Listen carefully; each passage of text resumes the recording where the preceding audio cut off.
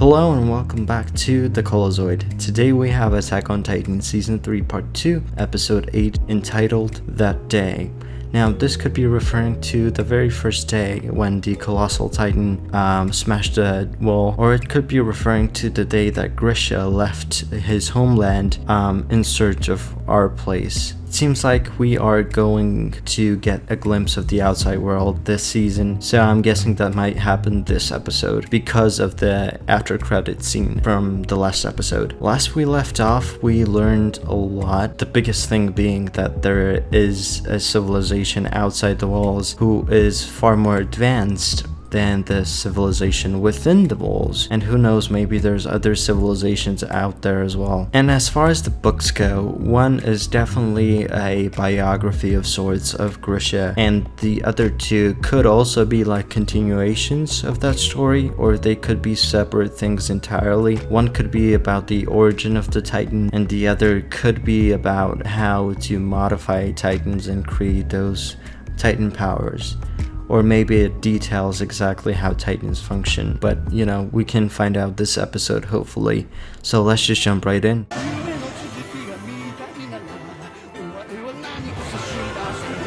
They dropped so much information this episode.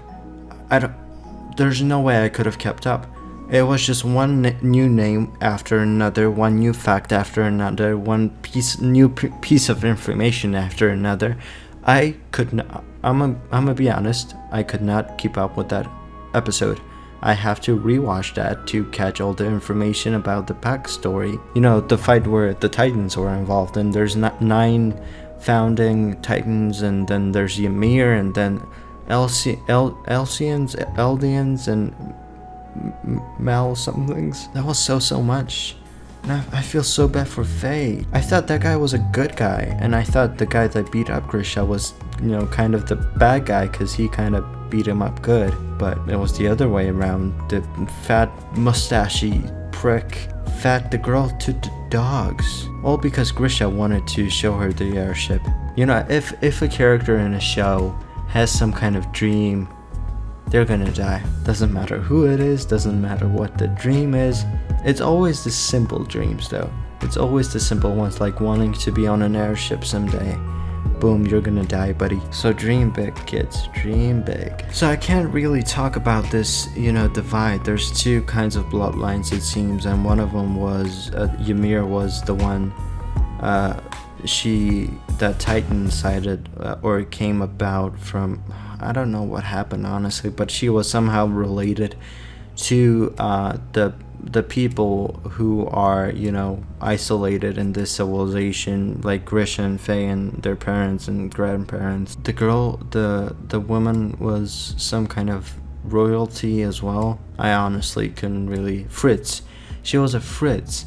And I know we've had a Fritz in the show before. I don't know, I couldn't find anyone named Fritz, but it's just sounded so familiar. But whoever that noble plotline person was, she was the Smiling Titan, and she was Grisha's wife, and she ate Grisha's wife, and also Hannes.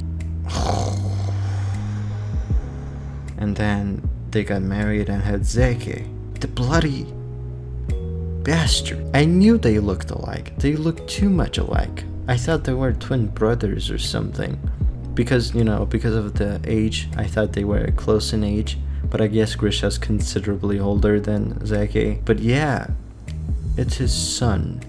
And he gave them up. And he's the sole reason why the rebellion didn't actually work out. You know, if he had kept his mouth shut, it would have all worked out. I guess it's kind of good because Grisha got exiled in a way. I guess we don't know what exactly happens to Grisha at this point because that guy was the owl.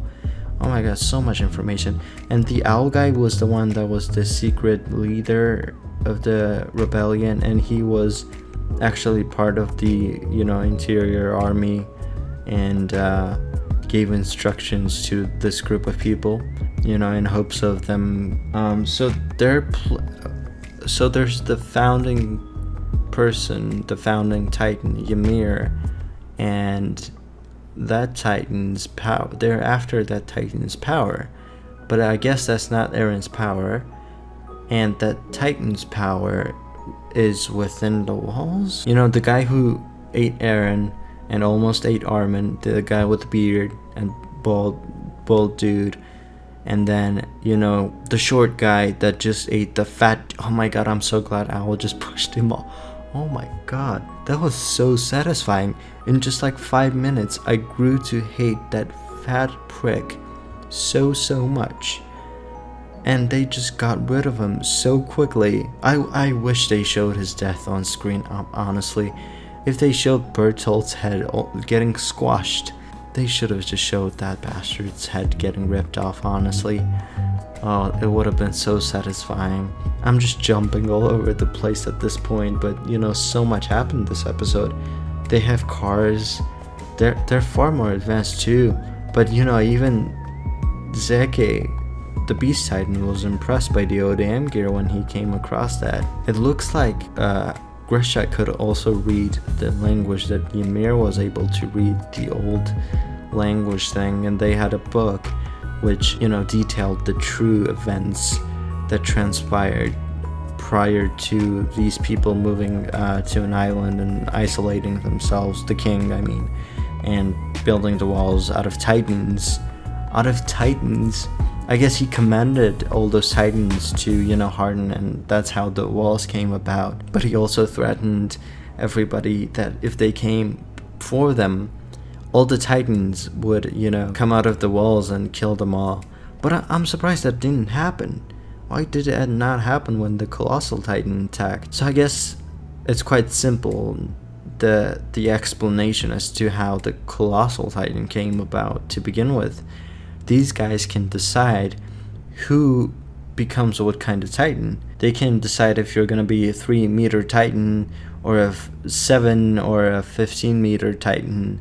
So I'm sure they, you know, experimented and came up with this formula that turned a person to a Colossal Titan or an armored Titan, or like the female Titan. They came up with a formula that helped those Titans retain their intelligence. And Zeke probably used the Beast Titan's power on himself, and I'm surprised why he didn't use the Colossal on himself, because the Colossal Titan is easily the most powerful, as they said. But I guess the Colossal and the Armored Titan versions were early ones, and they, you know, used Reiner and Bertolt as experimental subjects. Now I understand why Reiner and Bertolt were so afraid of going back to their homeland with nothing to show, and why Ymir agreed to come with them, because Ymir was also from this place. Because this is where people get injected and pushed off the walls. So this is also where the cult surrounding Ymir, that thing happened. And now we know that, you know, Eren's getting all that information back. I guess once he read about his father's life in the books, all the information kind of came back to him. So I guess that's eventually gonna happen to Armin as well. And we also learned that Owl, who for some reason just transformed right then and there, he was one of the founding Titans. Now here's what I'm thinking. Maybe he saved Grisha, took him to the walls, and then turned him into a Titan and got him to eat him for whatever reason. Maybe he thought Grisha had a better chance of infiltrating Shinganshin and whatnot because he was a doctor, so he would be trusted easily, you know, because there's no way Grisha can turn into an intelligent Titan unless Owl has a serum that can transform Grisha into an intelligent Titan. Aside from a lot of the characters this episode having the same voice actors as characters we already know, like young Grisha and Armin having the same voice actor, that was quite jarring. Otherwise, this episode was great. I loved it. It was just an info dump, essentially. I have to rewatch it. I have to. That's it for me for now, and I'll see you guys in the next one. We only have 2 episodes left. Thank you guys so much for watching. Bye bye.